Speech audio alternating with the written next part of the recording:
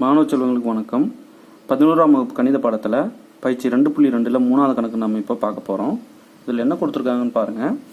Modulus 3 - 3/4x ≤ 1/4 அப்படின்னு கொடுத்துருக்காங்க. இதோடைய தீர்வுகளை நான் சொல்லணும், அதாவது தீர்க்க அப்படின்னு சொல்லி கேட்பாங்க. இதுக்கு என்னென்ன சொல்யூஷன் அப்படின்னு பார்க்க போகிறோம். ஃபஸ்ட்டு கொடுக்கப்பட்டதை நான் எழுதிக்கிறேன்.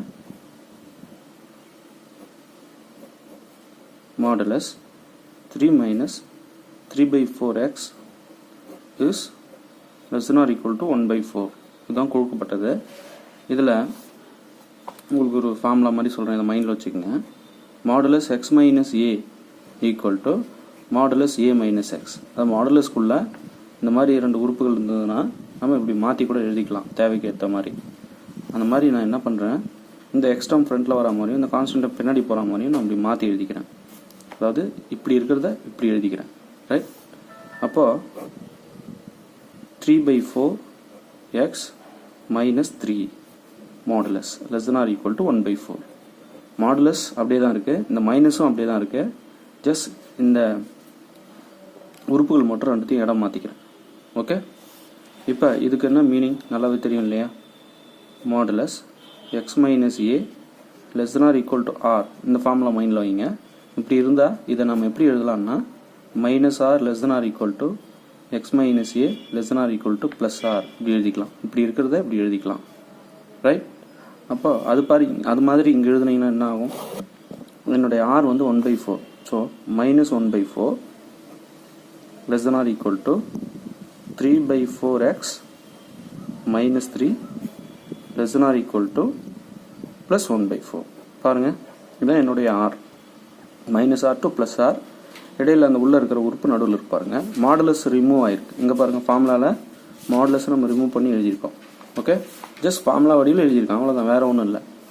இப்போ இங்கே மையத்தில் இருக்க இந்த எக்ஸை நான் கண்டுபிடிக்கணும். அது மட்டும்தான் அங்கே ஃப்ரீயாக இருக்கணும். மற்ற எல்லாத்தையும் ஒன்று ஒன்று நான் கேன்சல் பண்ணி ஆகணும் இங்கேருந்து.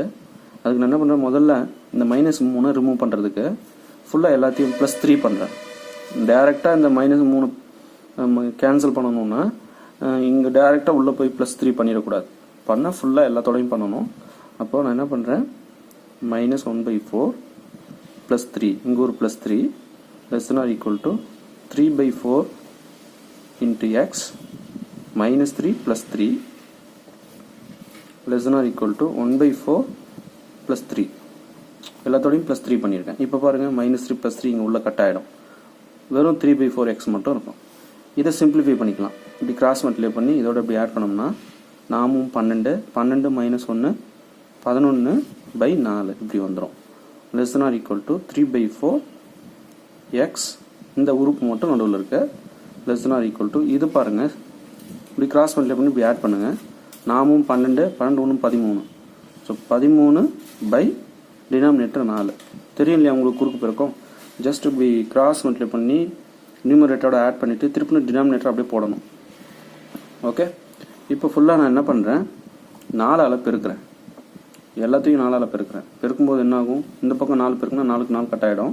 இப்போ 11 less than or equal to, இங்கேயும் 4ஆல் பெருக்குனா 4க்கு 4 கட் ஆகிடும். கீழே இருக்கலையே ஒரு 4, அதோட கட் ஆகிடும்.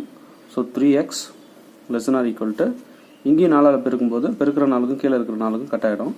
வெறும் 13, ரைட்? இப்போ இந்த எக்ஸ் இங்கே ஃப்ரீ ஆகணும். அப்போ நான் ஃபுல்லாக 3ஆல் வகுத்தணும். வகுத்துட்டா 11/3 less than or equal to only x less than or equal to 13/3. இது கட் பண்ண முடிஞ்சால் கட் பண்ணலாம், பாயிண்டில் வரும். கட் பண்ணால் ஒரு முழு எண்ணாக வந்து நிற்கல, பாயிண்டில் வரும். இப்படியே கூட விட்டுறலாம், ஒன்றும் பிரச்சனை இல்லை. அப்போ என்னுடைய எக்ஸோட லிமிட் எதுலேருந்து இது வரைக்கும், இதிலிருந்து இது வரைக்கும் இருக்குது. இதை எப்படி எழுதலாம்?